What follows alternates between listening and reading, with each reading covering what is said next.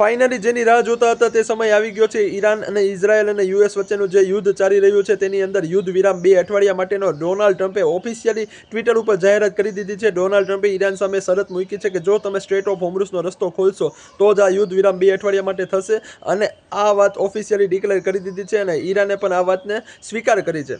હવે ગિફ્ટ નિફ્ટીએ આનું reaction automatic આપી દીધું છે। 700 પોઈન્ટ અત્યારના ગિફ્ટ નિફ્ટી પ્લસ છે એટલે અંદાજિત 23,800 આજુબાજુ માર્કેટ ઓપન થાય એવું બતાડે છે। હવે મારે તમને આ વિડીયો થકી એક પ્રશ્ન પૂછવાનો રહ્યો કે જો માર્કેટે તમને ઓપોર્ચ્યુનિટી આપી, આવી સારી તક ઇન્વેસ્ટમેન્ટની આપી, તો તમે ચૂકી ગયા કે તમે ઇન્વેસ્ટમેન્ટ કર્યું?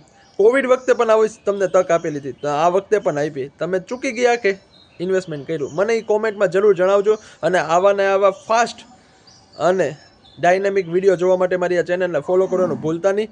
Thank you so much. Like, share અને કોમેન્ટ આવ્યા છે તો જરૂર કરતા જજો।